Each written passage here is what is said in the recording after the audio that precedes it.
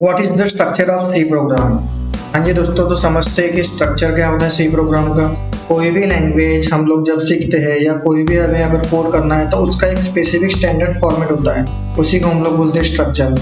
तो कुछ पॉइंट में उसे डिफाइन किया गया है। तो सबसे पहले नंबर पॉइंट है हमारा हेडर फाइल्स, उसके बाद में है मेन फंक्शन, उसके बाद में बॉडी स्टेटमेंट और पॉइंट नंबर 4 है रिटर्न स्टेटमेंट। तो चलिए इसके बारे में हम लोग समझते हैं। जब भी हम लोग अगर कोड करते हैं तो सबसे पहले हमें क्या करना पड़ता है, हैश इंक्लूड और हेडर फाइल्स, जो भी आपके फाइल्स है जैसे कि stdio.h।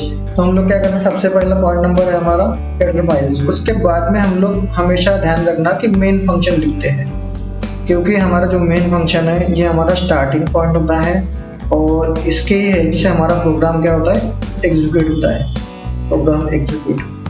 क्लियर है। उसके बाद में पॉइंट नंबर 3 है body statement. Actually logic means हमें क्या करना है, जैसे कि कैलकुलेशन करना है या पर्टिकुलर कोई प्रोग्राम हमें करना है या कुछ मैसेज प्रिंट करना है, तो उसका लॉजिक हम लोग बॉडी स्टेटमेंट मतलब कि इसके अंदर में लिखते हैं। उसके बाद में रिटर्न स्टेटमेंट, मतलब अगर हमें प्रोग्राम को एंड करना है तो हम लोग क्या करते हैं, रिटर्न 0।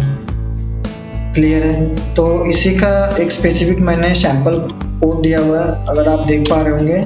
तो इसी पैटर्न में हम लोग कोड लिखते हैं। आपको भी इसी पैटर्न में पूरा का पूरा कोड लिखना है। ये हमारा एक सैंपल प्रोग्राम है, जैसे कि for example hash include stdio.h, उसके बाद में इंटीजर मेन से प्रोग्राम स्टार्ट हुआ, उसके बाद में प्रिंट क्यों यूज होता है आउटपुट स्क्रीन के लिए, उसके बाद में रिटर्न 0 एंड हेलो वर्ड हम लोगों ने प्रिंट किया हुआ। तो आई होप आपको ये सारी चीज़ें समझ में आएंगी।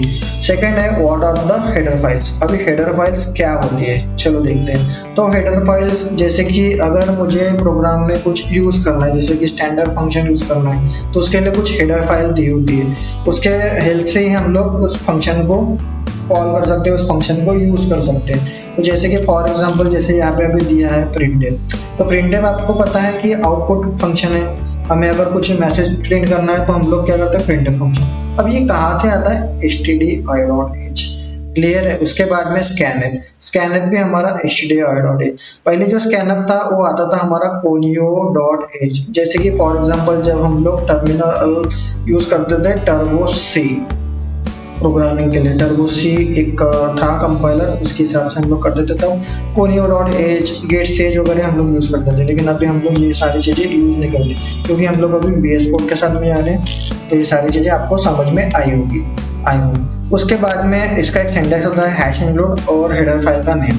तो अभी यहाँ पे मैंने दी हुई है नंबर ऑफ फाइल्स, यहाँ पे दी हुई है नंबर ऑफ हेडर फाइल्स, उसका मीनिंग भी यहाँ पे दिया है कि stdio.h का मीनिंग क्या है, स्टैंडर्ड इनपुट आउटपुट के लिए, मतलब प्रिंटफ स्कैनफ के लिए।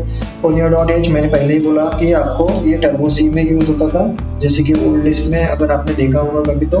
उसके बाद में math.h है, तो ये मैथमेटिकल फंक्शन के लिए यूज होता है। तो हम लोग इसका प्रोग्राम देखेंगे तो आपको समझ में आएगा। उसके बाद में string.h है, ये स्ट्रिंग के फंक्शन के लिए यूज होता है, जैसे कि फॉर एग्जाम्पल लेंथ है या फिर जैसे कि कंपैरिजन का है।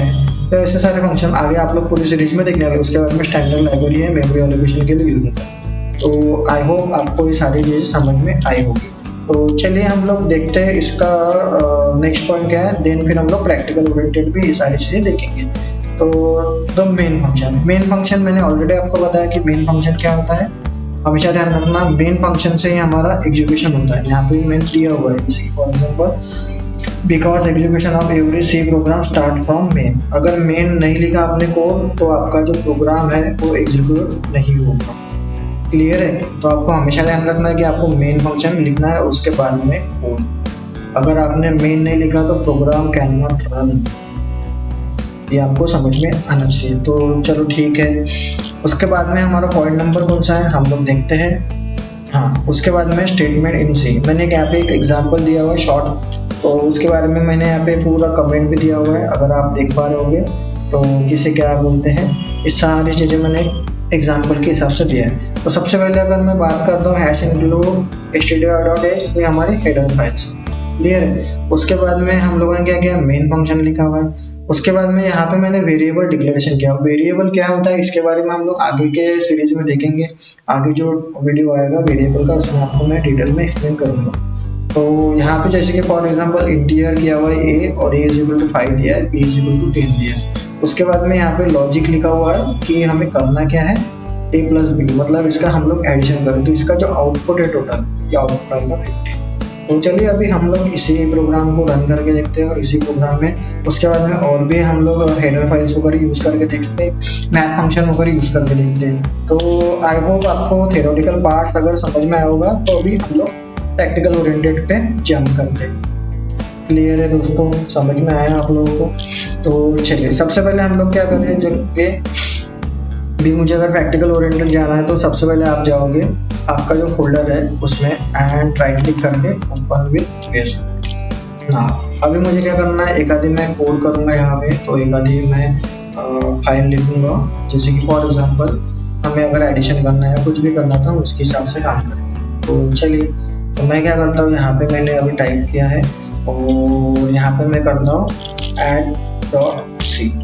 ठीक है, add.c नाम का मैंने एक फाइल क्रिएट किया है। उसके बाद में आप लोग करेंगे सबसे पहला नंबर का हमारा हैश इंक्लूड, हेडर फाइल हमें क्या करना है, इंक्लूड करना है। तो इंक्लूड कौन सी फाइल चाहिए मुझे अभी, stdi.h।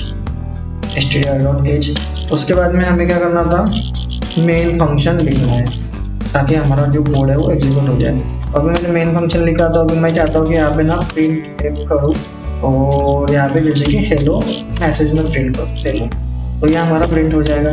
उसके बाद में मैं चाहता हूँ कि पर्टिकुलर, चलो इससे पहले हम लोग रन करके देखते हैं कि हमारा जो कोड है वो एग्जीक्यूशन हो रहा है या नहीं हो रहा है। तो हमारा जो है ऐड, तो सबसे पहले हम लोग क्या करेंगे, gcc add.c।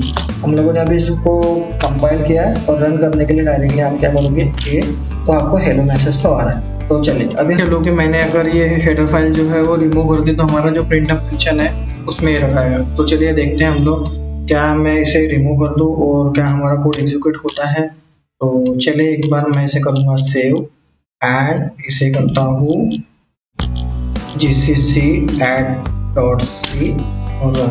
तो देखो आपको अभी एक एरर आ रहा है कि जो प्रिंटफ फंक्शन है वो कंपाइलर समझ नहीं पा रहा। तो उसके लिए एक स्टैंडर्ड फॉर्मेट जो है आपको क्या करना है, हेडर फाइल्स देनी ही है। तो मैं क्या करूँगा, वापस जाऊँगा और यहाँ पे मैं ऐड करूँगा हैश इंक्लूड stdio.h। जैसे मैंने फाइल को, हेडर फाइल्स को ऐड किया, तो अभी ये कंपाइलर समझ जाएगा कि जो प्रिंटफ फंक्शन है ये कहाँ से आने वाला है, standard input output function library से। तो चलो एक बार हम लोग इसे gcc add.c करते हैं। तो क्या अभी मेरा एरर हट चुका है? हाँ मेरा एरर हट चुका है और मुझे जो आउटपुट है हेलो आ चुका है। हमें करना था एडिशन, मैं क्या करूँगा यहाँ पे integer a is equal to 5 and integer b is equal to 10। ठीक है, अभी इंटीजर क्या होता है, ये a इज इक्वल टू 5 और b इज इक्वल टू 10 ये क्या होता है हम लोग आगे की वीडियो में देखेंगे। तो सबसे पहले अभी हम लोग लॉजिक लिखने वाले, मैं लॉजिक लिखने के लिए यहाँ पे मैं कर देता हूँ। अब मुझे और एक वेरिएबल बनाना है, तो मैं क्या करूँगा, एक इंटीजर सम करूँगा जिसमें हम लोग वैल्यू को स्टोर करने वाले हैं। अब ये वेरिएबल क्या होता है आगे की वीडियो में हम लोग देखेंगे अच्छे से। तो चलो ठीक है, सम इज इक्वल टू मैं कर सकता हूँ a प्लस b और इस सम को मुझे क्या करना है, प्रिंट करना है। तो मैं करूँगा यहाँ पे प्रिंट है एंड यहाँ पे मुझे करना है सम इज इक्वल टू, अब %d क्यों लिया है इसके बारे में भी हम लोग आगे देखेंगे, क्योंकि इंटीजर वैल्यू को अगर हमें होल्ड करना है तो हम लोग करते हैं %d। ये फॉर्मेट स्पेसिफाई होता है, आगे के इसमें हम लोग देखेंगे। तो चलो अभी मैं क्या करता हूँ, इसे प्रिंट किया मैंने, अब इसका आउटपुट हम लोग चेक करते हैं और मैं यहाँ पे करता हूँ /n। ठीक है, तो जब भी हम लोग कोड करते हैं तो आपको क्या करना है, कंपाइल करना है रन करके। देखो यहाँ पे hello and sum is equal to 50 है। अब मैंने बताया था कि आप लोगों को अगर आपको और भी अगर कुछ हेडर फाइल्स ऐड करना है, जैसे कि फॉर एग्जांपल यहाँ पे अगर मुझे क्या करना है, स्क्वायर रूट निकालना है। और स्क्वायर रूट निकालना है तो उसके लिए उन्होंने क्या दिया है, math.h। तो हम लोग क्या करेंगे, अभी math.h वाला जो हेडर फाइल्स है उसे हम लोग इंक्लूड कर देंगे। तो यहाँ पे सबसे पहले आप क्या करोगे, हैश इंक्लूड math.h, ये आपने कर लिया। अब मुझे क्या करना है, स्क्वायर रूट निकालना है। अब मान के चलो कि 4 का स्क्वायर रूट 2 होता है, तो मैं डायरेक्टली अभी यहाँ पे कर सकता हूँ। तो मैं क्या करूँगा, यहाँ पे एक एग्जाम्पल देता हूँ, इंटीजर स्क्वायर, ठीक है, स्क्वायर रूट कर देता हूँ मैं। इंटीजर स्क्वायर रूट मैंने ऐसे दे दिया है, अपने हिसाब से मैंने किया हुआ है और इसे मैंने। तो चलो अभी मैं क्या करूँगा, square root is equal to मैं करता हूँ जो भी मेरा स्क्वायर रूट निकालने का फंक्शन है, अब मुझे निकालना है 4 का, ठीक है।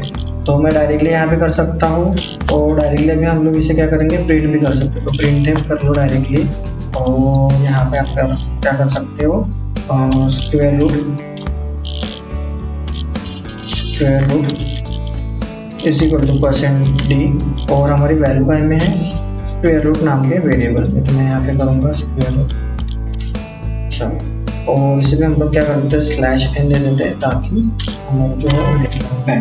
और ये सारी चीज़ें हैं। अगर यहाँ पे आपने सेमीकोलन नहीं दिया तो एरर आएगा, तो अभी एरर कट चुका है। तो क्या हमारा अभी ये स्क्वायर रूट निकाल पा रहा है? अगर 4 का स्क्वायर रूट क्या होता है, 2 होता है, तो स्क्वायर रूट।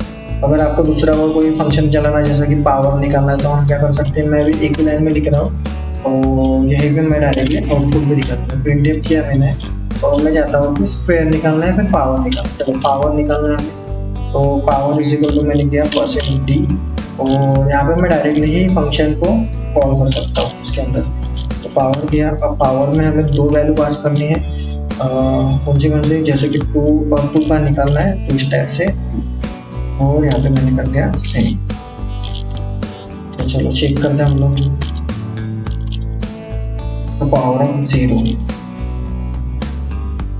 अब ये जो है हम लोगों ने इसे किसी एक वेरिएबल में स्टोर नहीं किया है, इसलिए आपको 0 आ रहा है। तो एक काम करूंगा, मैं जो फंक्शन है, मैं ये जो स्टेटमेंट है, ये मैं किसी एक वेरिएबल में डाल देता हूँ। तो यहाँ पे मैं कर दूंगा integer power is equal to, और स्टेटमेंट मैंने यहाँ पे कर दिया। तो चलो अभी हमारी जो वैल्यू है वो काय में है, पावर के अंदर। चलो चेक करते हैं अभी हमारा, क्योंकि 2 टू द पावर 2 का आंसर आना चाहिए था 4। कुछ रॉन्ग हुआ है क्या शायद, तो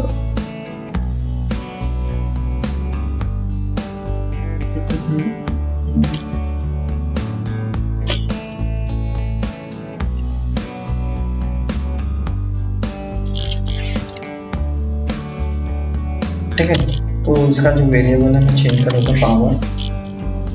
तो चलिए एक बार हम लोग इसे रन कर दें और एक बार देखेंगे। तो देखो 2 टू द पावर 2 का होता है 4, अगर 2 टू द पावर 3 किया तो क्या आंसर आता है, एक बार चेक करेंगे हम लोग।